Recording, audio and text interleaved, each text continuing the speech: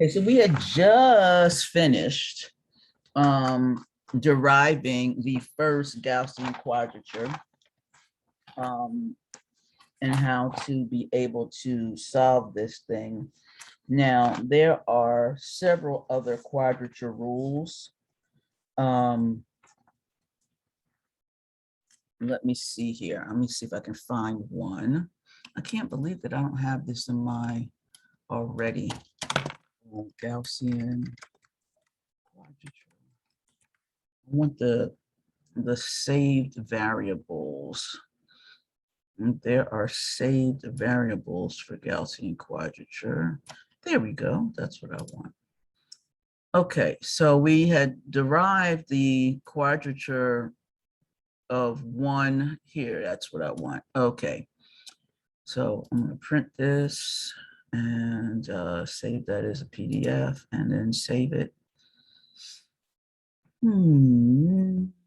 Sorry, it's taken a little minute, but now it's saved.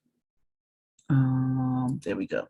Okay, so we were talking about Gaussian quadrature and how this gives the exact result for a polynomial of degree 3 or less.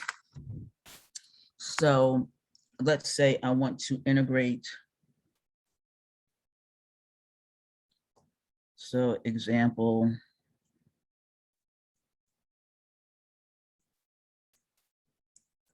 the integral from -1 to 1 of 1 plus 2x plus 4x cubed dx simply becomes x plus x squared plus x to the 4th, evaluate between -1 and 1. That answer is 2. Or I could do the integral from -1 to 1 of 1 plus 2x plus 4x cubed dx. And that's going to be the sum I equals 1 to 2 of ci f of xi. And for us, we already know ci is equal to 1. And the xi's, yes, for both of them. And let me just write that as C1 and C2. So C1 and C2 are 1, and then the xi, x1 and 2 are plus or minus 1 over the square root of 3. So all I need to do is evaluate that.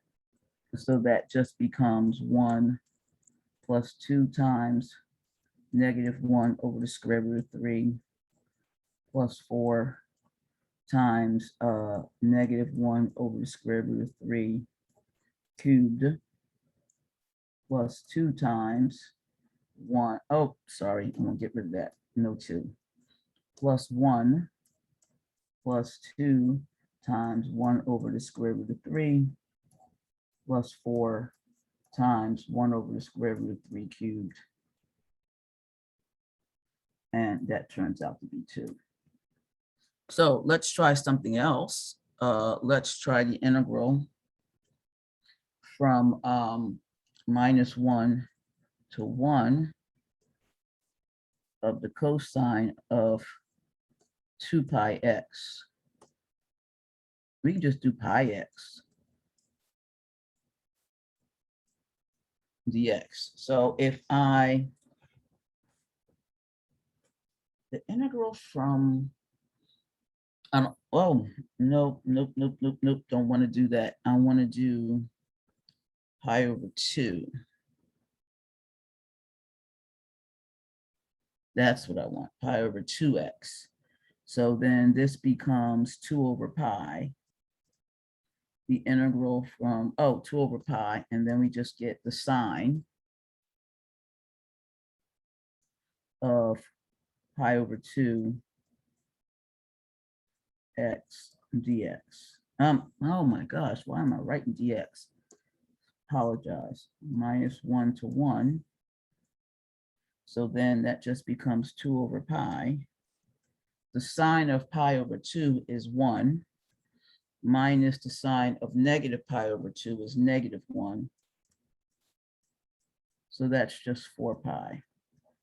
And if we were to calculate what 4 pi is using a calculator, we would get clear 4 times pi equals 12.566 of 37. Okay, so now if we did Gaussian quadrature, we would get the integral from -1 to 1 of the cosine of pi over 2 x dx is going to be pi over 2. So it's going to be the cosine of pi over 2 times -1 over the root of 3. And then I'm going to get plus the cosine of pi over 2 times +1 over the square root of 3.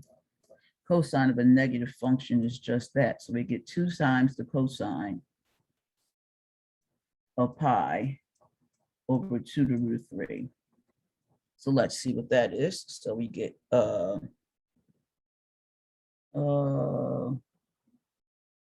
that's not going to work right. Oh, I forgot to multiply by 2 over pi. Even still, that's not going to give me the right answer. What did I do wrong? Cosine pi over 2, take derivative, sine of 2 pi over 2, sine of pi over 2. Cosine, that's right. Put in 1. Oh, because I had 2 pi. That's right. This is supposed to be 2 over pi. Now I've got, okay. So now this makes more sense. Okay. So now that's 4 over pi. Okay, better answer. I thought something was wrong. 4 divided by pi. And that is equal to much better. 1.27 3234. Okay, so now we can do this other problem. Cosine of pi divided by 2 divided by the square root of 3. And then multiply that by 2. Okay, why is that answer so bad?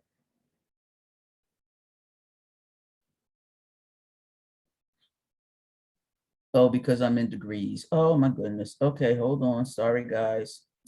Forgot this crazy calculator. Okay, so now it's in radians. I can do it again. Okay, so now it's in radians. So I get the cosine of pi divided by 2 divided by the square root of 3. Okay, multiply that by 2. Aha, so now I get 1.23238.1. That is not bad. Okay, so obviously it's not perfect, but if I don't know how to integrate something, I can try to use Gaussian quadrature. Okay, so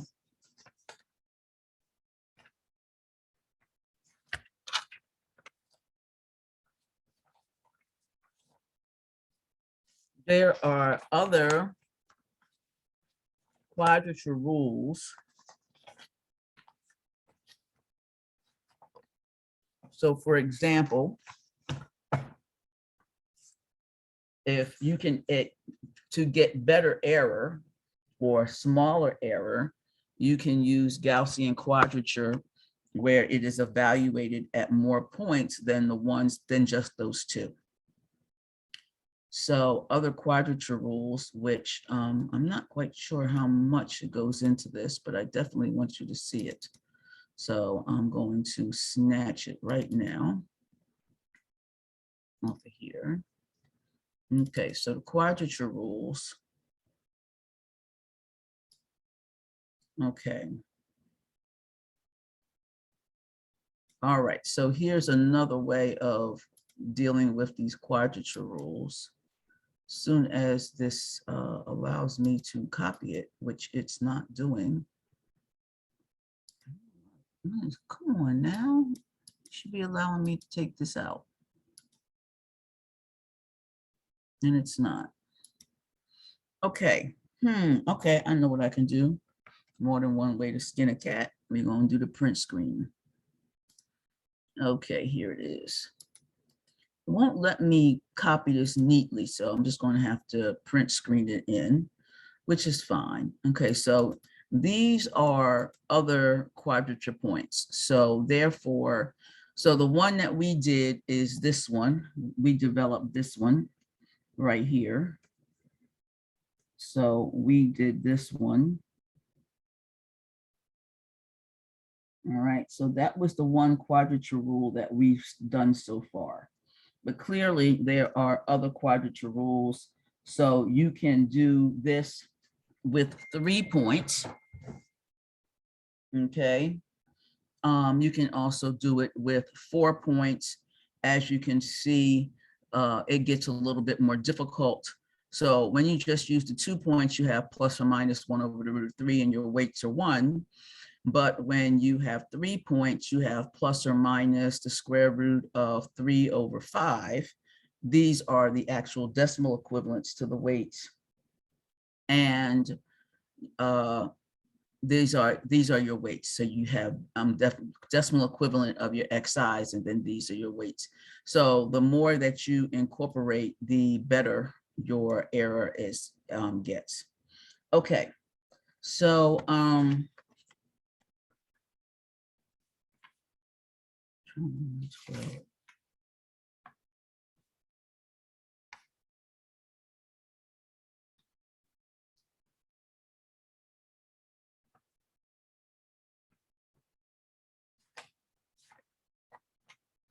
right, so how did they come up with these other ones? Okay, so this same technique that we did,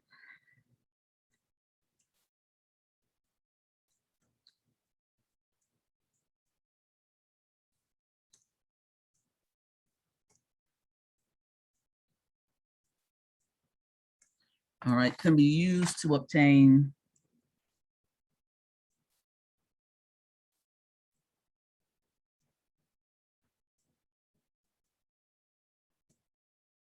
approximations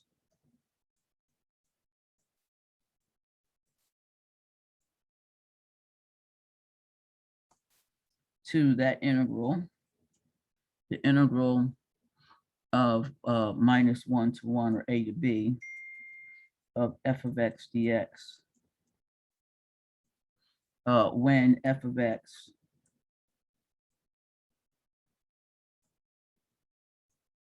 is a polynomial of degree 3 or more.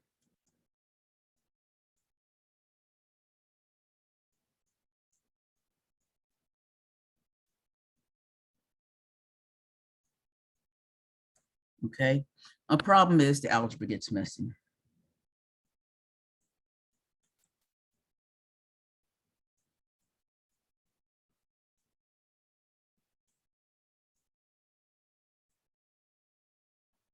Okay, so an alternative method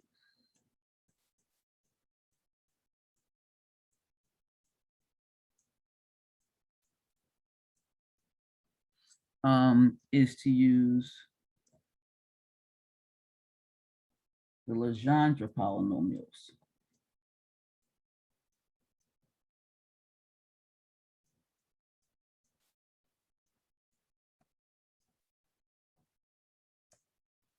Okay, and so these polynomials, P0, P1, all the way down to Pn, to determine Ci and Xi. So the Legendre polynomials actually are solutions to an ordinary differential equation. I think at this stage, you're taking 431 and 631, so you should have seen at some point these major differential equations. And so the differential equation that governs Legendre polynomial is here. So let me finish. Let's go ahead and finish what you're doing. So it's a Sturm-Liouville problem.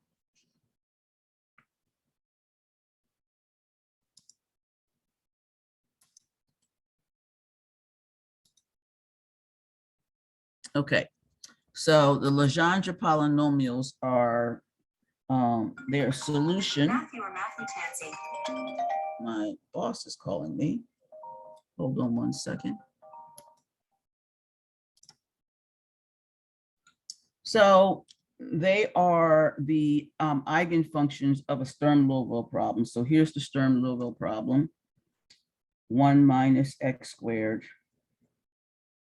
times Pn double prime at x minus 2x Pn prime at x plus n times n plus 1 times Pn of x is equal to 0. Okay, so this is a Sturm-Liouville problem.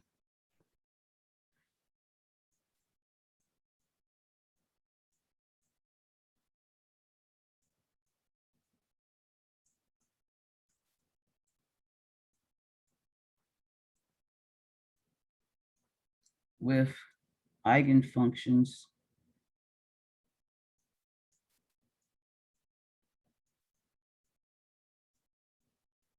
Pn of x, and they are actually such that P1 of x is equal to 1, P2 of up, that's P0 of x, I apologize.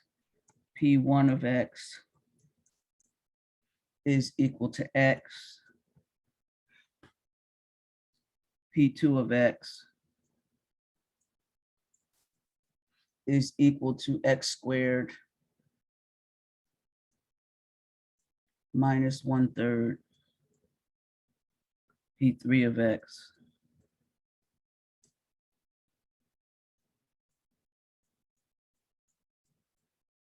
is equal to x cubed minus 3/5 x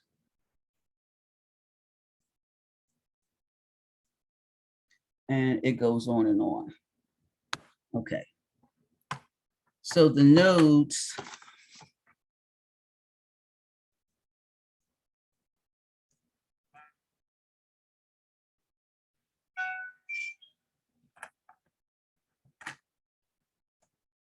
x1, x2, all the way up to xn needed to produce an integral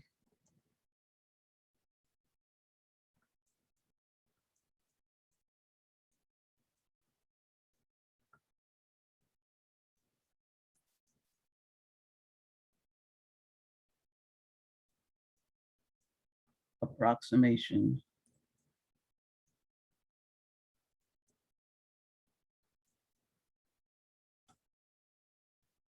formula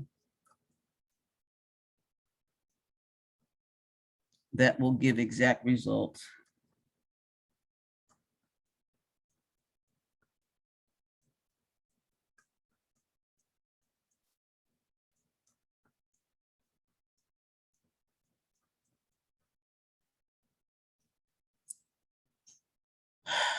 for any polynomial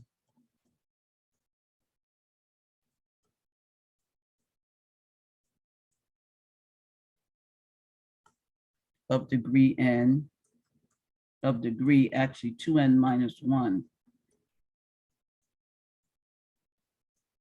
or less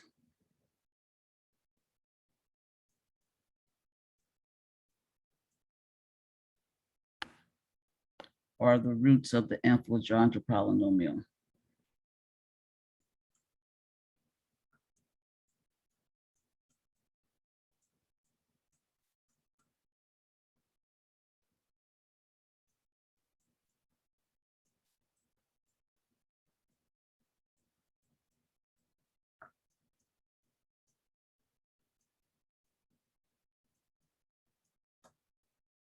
Okay. So as we said, i.e. for n equals 2, we get the xi, x1, and x2 are plus or minus 1 over the root of 3. For n equals 3,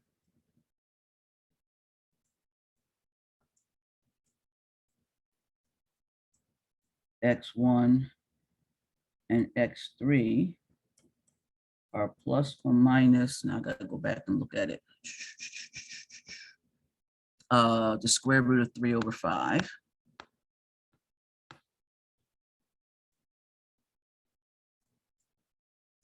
X2 is 0. C1 and C3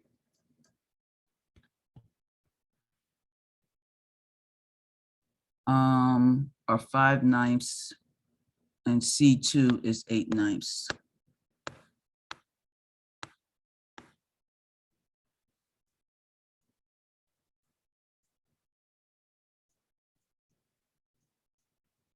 So that means that the integral from -1 to 1 of f of x dx looks like 5/9 f of negative root of 3 over 5 plus 8/9 f of 0 plus 5/9 f of positive root of 3 over 5. Okay.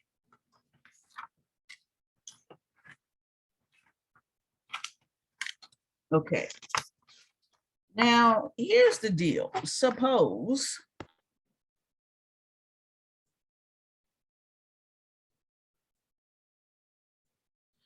A is not equal to -1 and B is not equal to 1. All right, so we have integral from -1 to 1 of f of x dx is equal to the sum I equals 1 to n of ci times f of xi.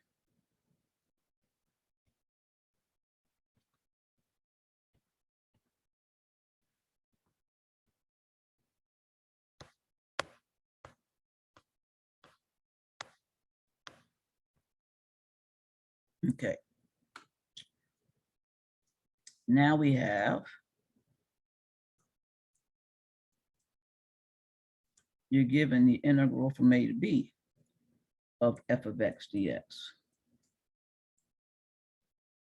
What do I do with that? Okay, so we need to take the interval from a to b and map it into the interval from -1 to 1. All right, so that means we need the interval from a to b of f of x dx to be the integral from -1 to 1 of f of t dt. So we want to move everything. So therefore, we can let x equal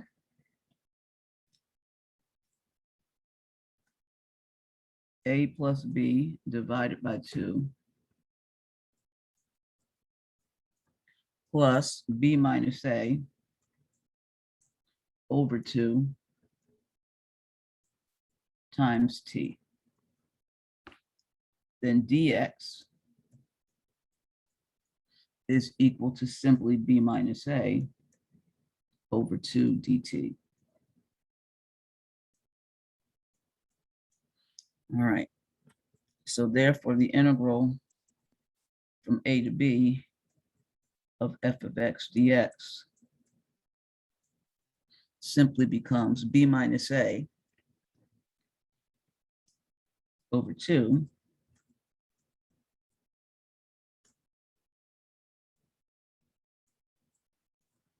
over 2, the integral from -1 to 1 of f. And now we have to put in what x is, which is a plus b over 2 plus b minus a over 2 t dt. Okay, so it's, for example,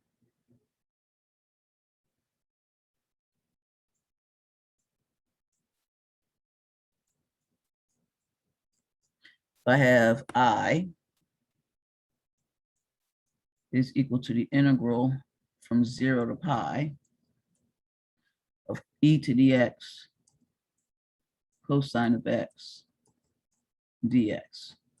Okay, we all know that that's a integration by parts problem that we have to do twice and then pull it around to the other side.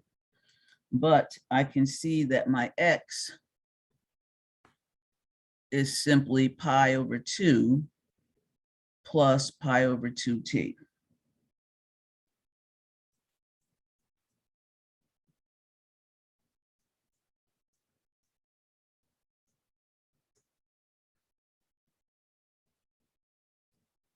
Okay, so therefore this is going to equal pi over 2, the integral from -1 to 1 of e to the pi over pi plus pi over 2, pi t over 2,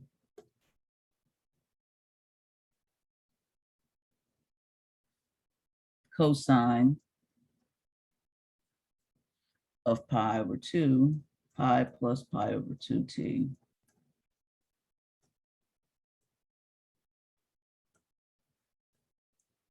dt. And so that's easy to evaluate now. So that's pi over 2. So the first one is going to be e to the pi minus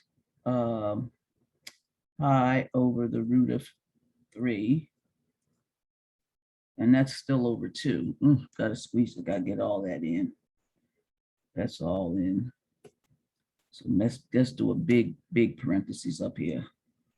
So I need pi plus pi over the root of 3, and that's negative, divided by 2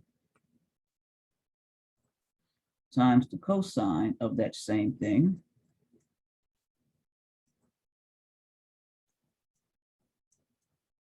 That's a minus.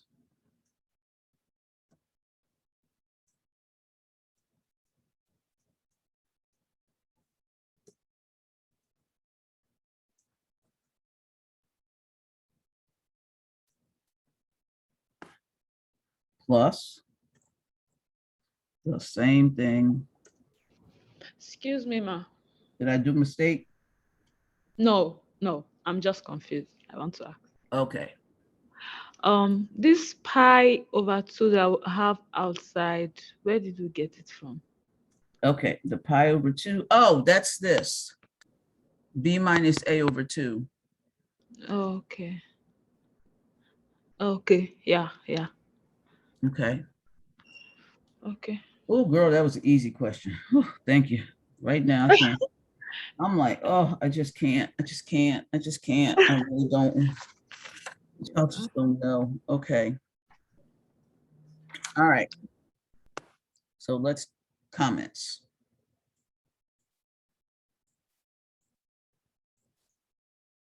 Okay, so I need to go back and organize my notes. Y'all know I got to figure out how my notes are.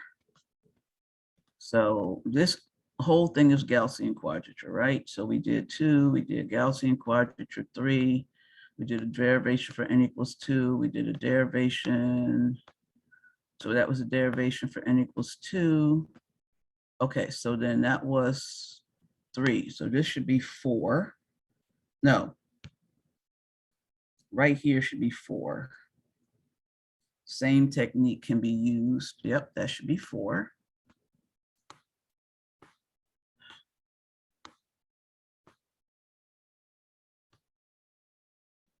This should be 5.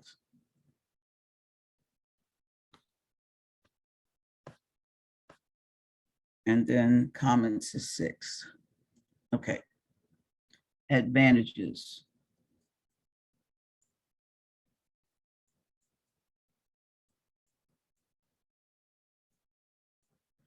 It's fast.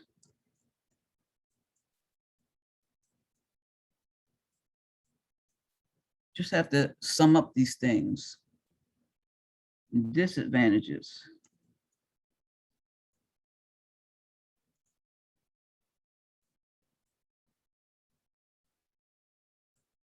You have to rely.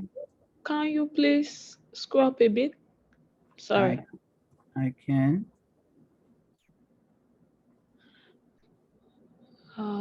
Okay, that's fine. Oh, that's fine. Oh, I forgot to put the plus here.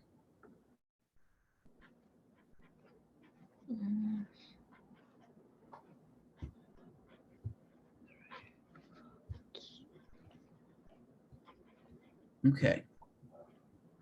Any questions? No.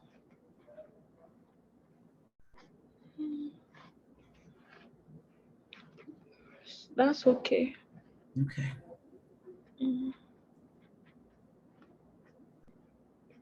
So you have to rely on tables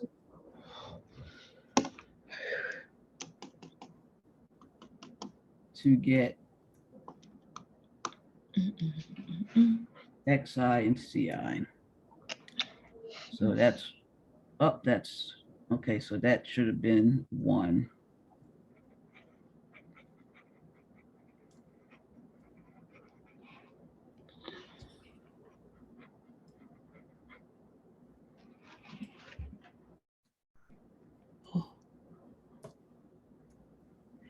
Sorry. You said fast what? What's that? Fast advantages. That says just fast convergence. Oh, okay. So I'll write it out for you since you didn't understand. I'll write it out. No, it's fine. Okay.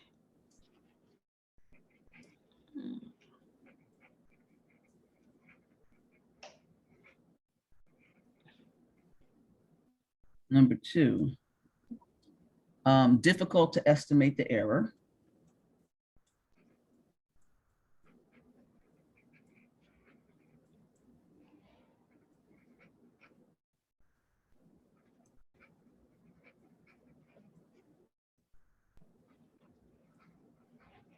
Number 3,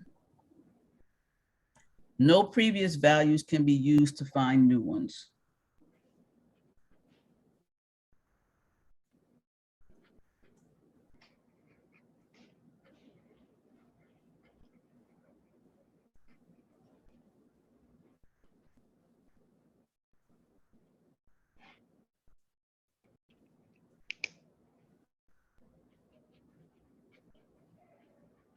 Okay.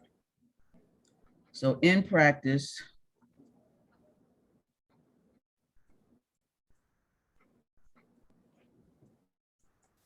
we use this method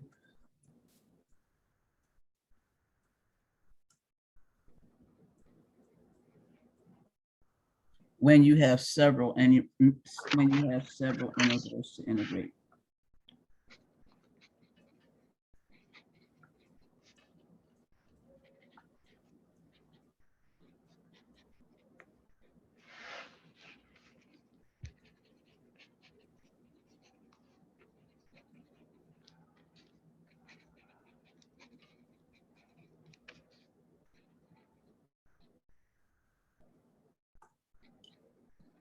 Okay. So one of the things you can do is you can pick a few representative integrals.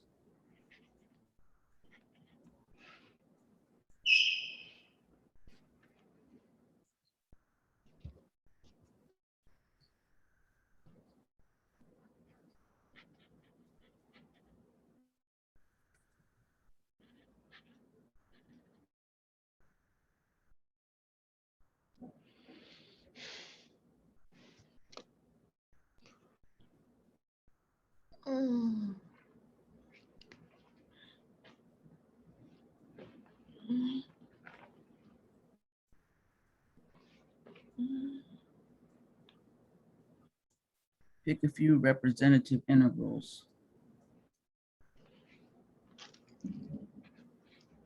And from them, you can determine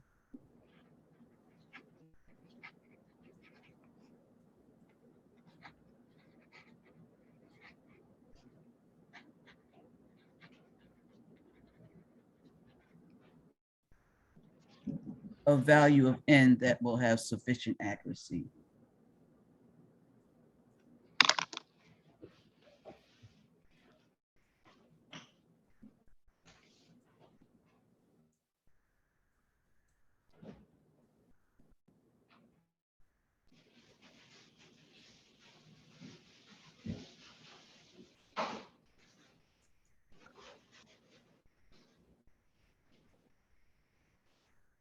Okay. And evaluate other intervals.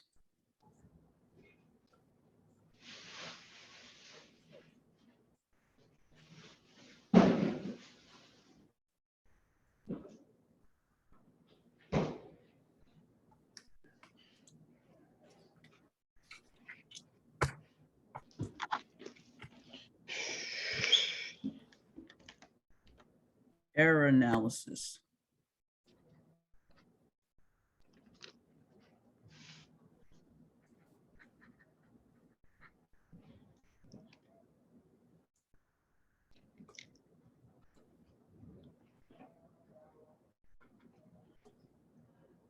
For Gaussian quadrature.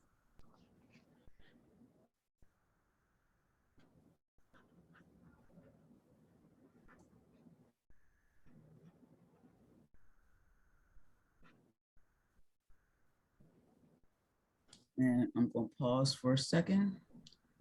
I don't even know who's on right now. Who's on? Kayla. And okay, so Eugene is missing. Just okay, so how do you do the error analysis for this Gaussian quadrature?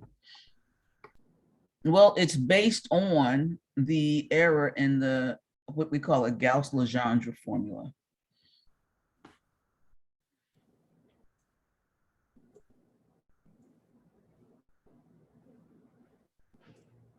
Okay, so the error, that's a period.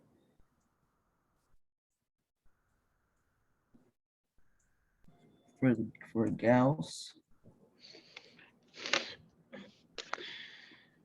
Legendre formulas.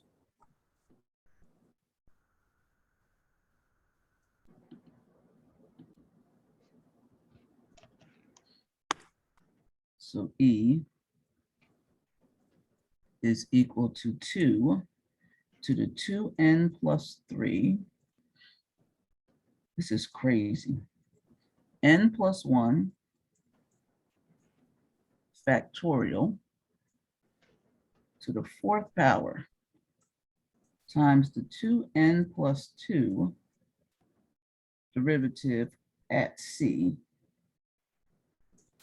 divided by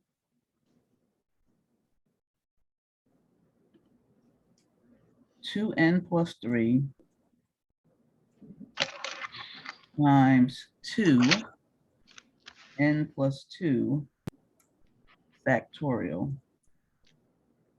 cubed, where -1 is less than C is less than 1. Okay. This is superior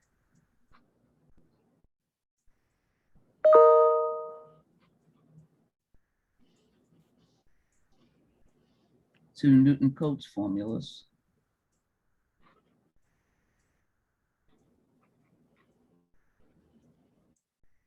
Remember, the Newton-Cotes formulas were trapezoidal rules, Simpson's rule, and midpoint rule, provided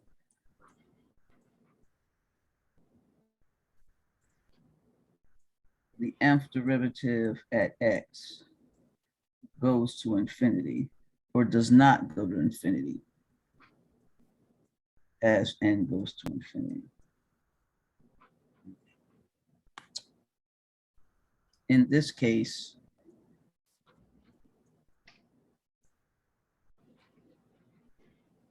use instead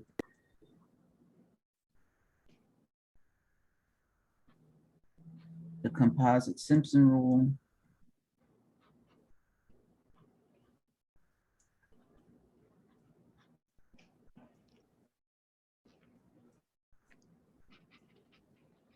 Or Romberg integration, which we haven't done yet, but we will. I do need to look at my time schedule and see where we are in our material and where we still have left to cover. Okay. Improper integrals.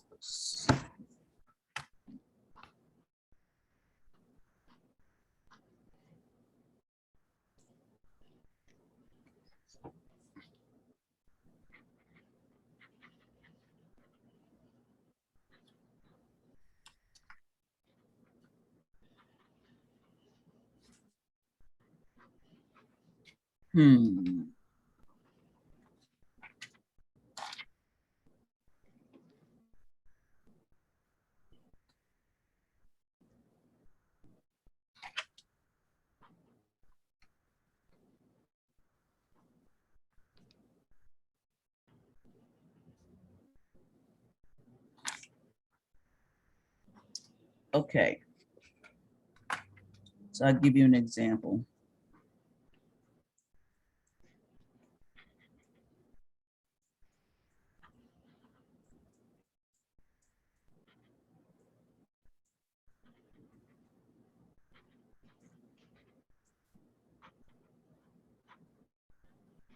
So what do you do if you have, so suppose you have, or suppose you're given the integral from a to infinity.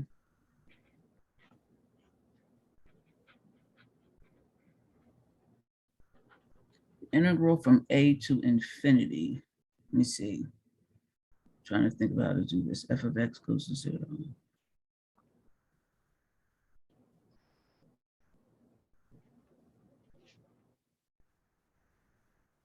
Actually, I'm going to do this later. We'll come back to this.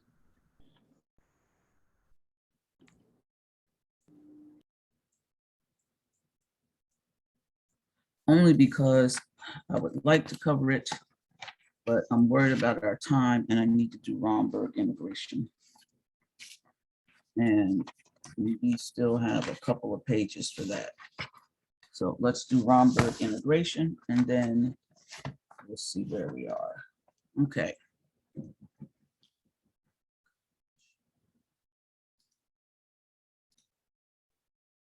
Okay, last topic on the integration is Romberg integration.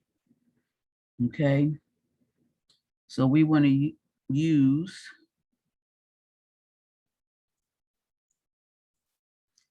the composite trapezoidal rule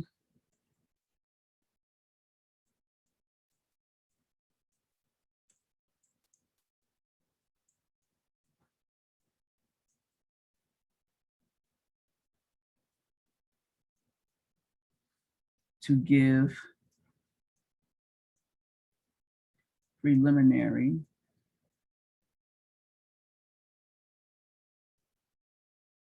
approximations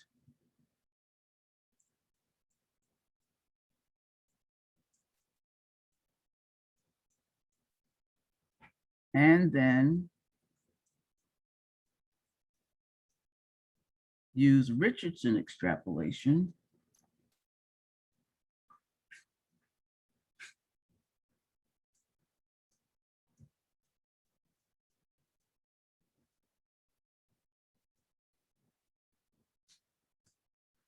to obtain improved approximations.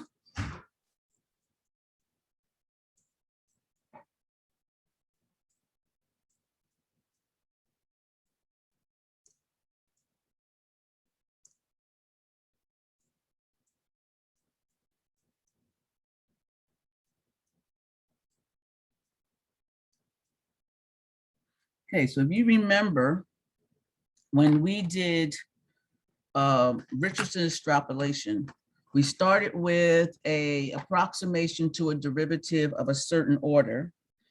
And then we could extrapolate that approximation to a approximation of the derivative of a higher order without having to derive a new formula. So this is very similar to that.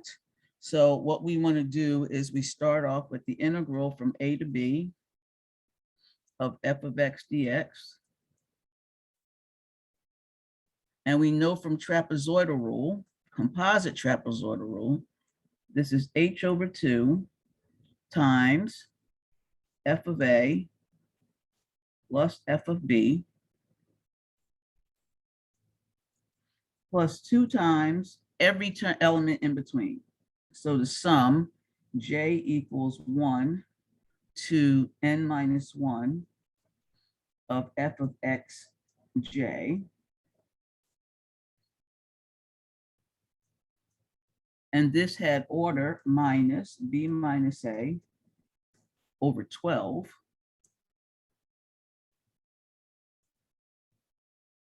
times h squared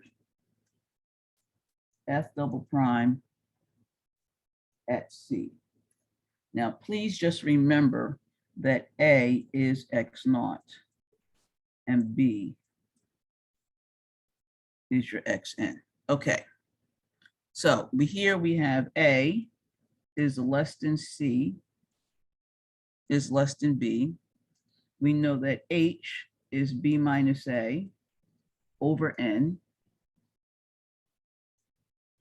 And we now that, oh, I already said that, the x naught is a, xn is b, and all the ones in between, xj is equal to a plus j times h, where j is equal to 0, 1, all the way up to n. Okay, so that's very simple definition. Okay, so we want to, so let's obtain an approximation or approximations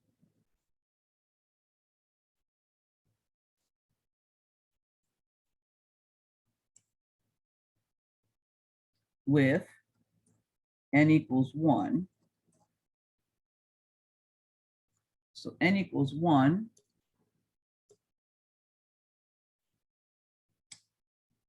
we get h1 is b minus a. Oh, it's just b minus a. There is nothing over it. It's just b minus a.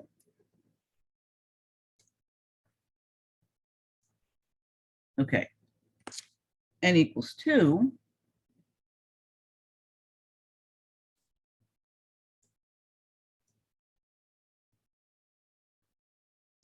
We get h2 is b minus a over 2. N equals 3.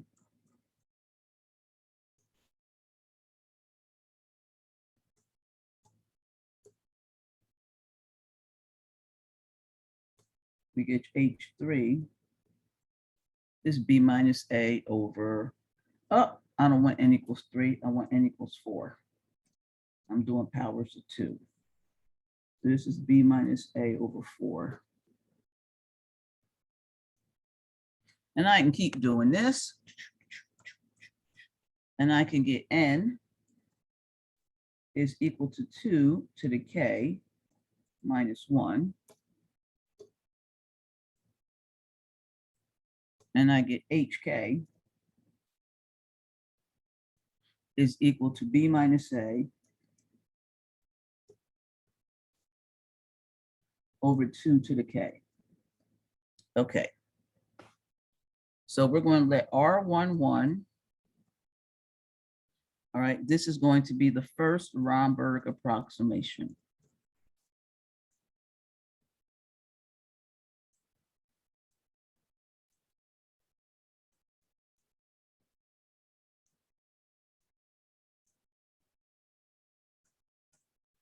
Okay. So R11 is going to equal H1 over 2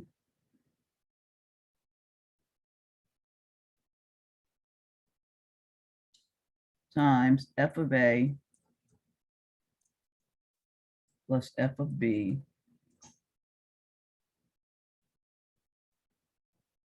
and that is equal to B minus A over 2 times f of A plus f of B.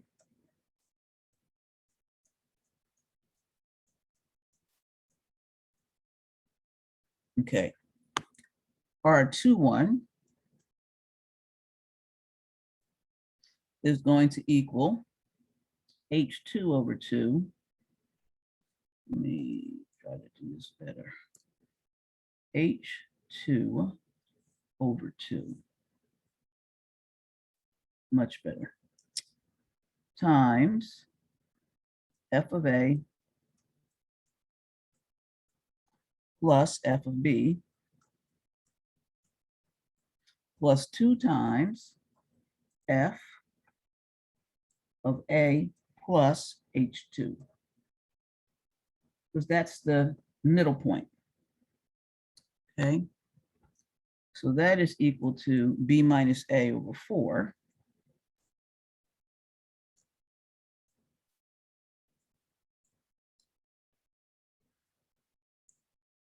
Times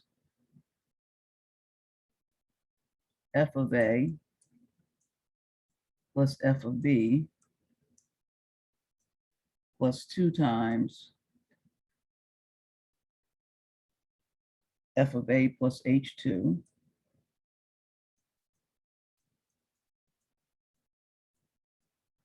And so now I'm going to write that as 1/2. And this is R11 plus H1 times f of A plus H2. Now remember, R11 was f of A plus f of B times H1 over 2. So that's still R11. And now we're going to get H1 over 2 for the other piece.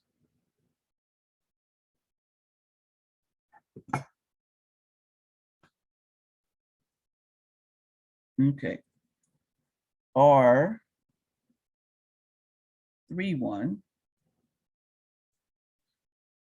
is equal to 1/2. This is going to be R21 plus H2 times f of A plus H3. Whoops.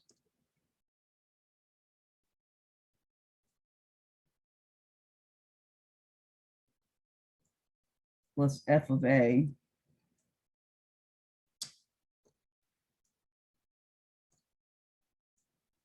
plus 3 times H3.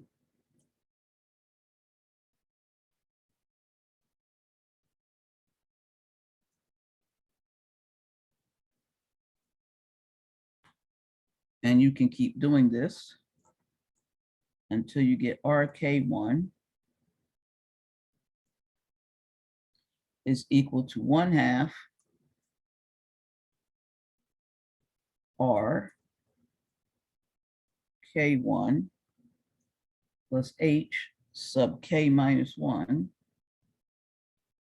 times the sum I equals 1 to 2 to the K minus 2 of F of A plus 2I minus 1 times HK bracket. And here K is equal to 2 through N.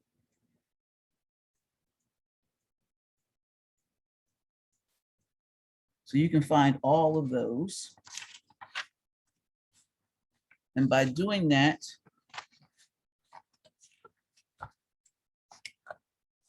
you get the following. I do have just a little bit of time to do an example.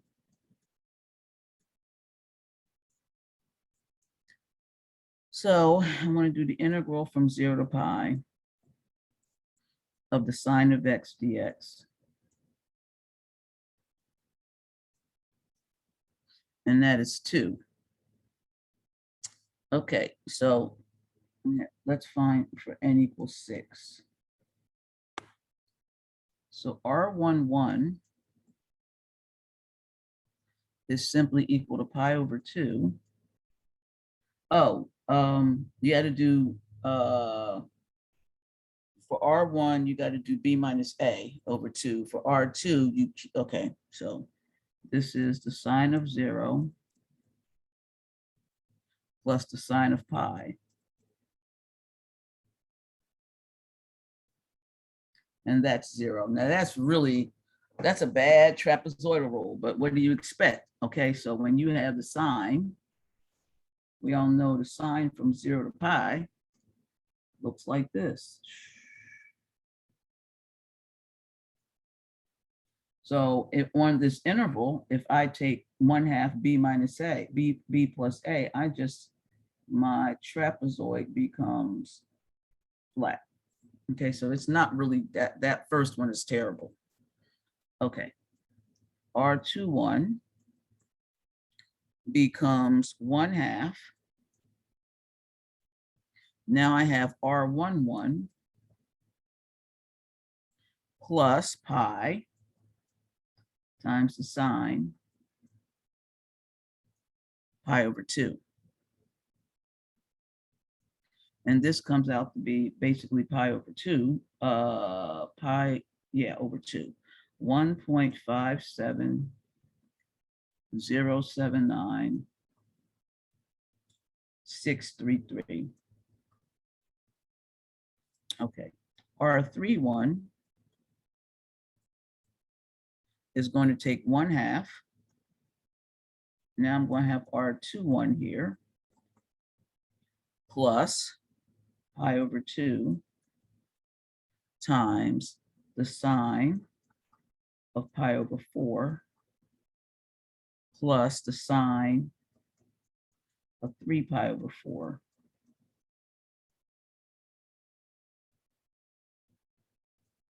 And this comes out to 1.89611,890. And then R41, I'm not going to write it out, just going to tell you what it is.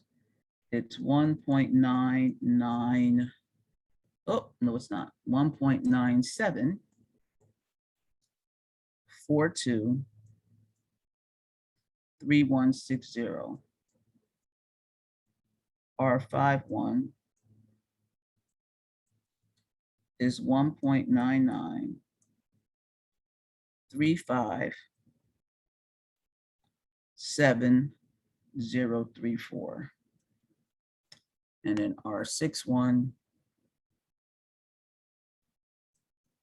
is 1.99839,336. Now this is slow convergence.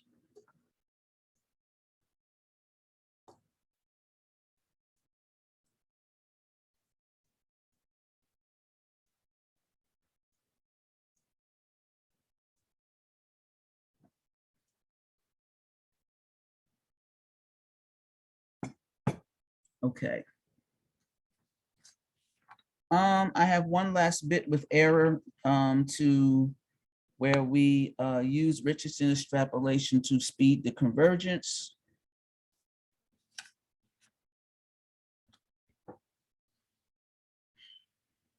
So this is 1, 2,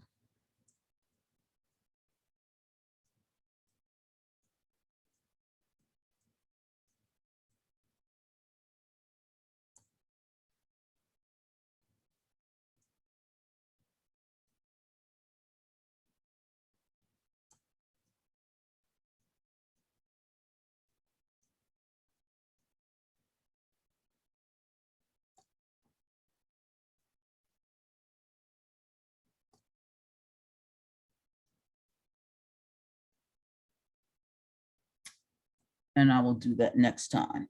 So you guys can expect to have an exam sometime next week. Okay.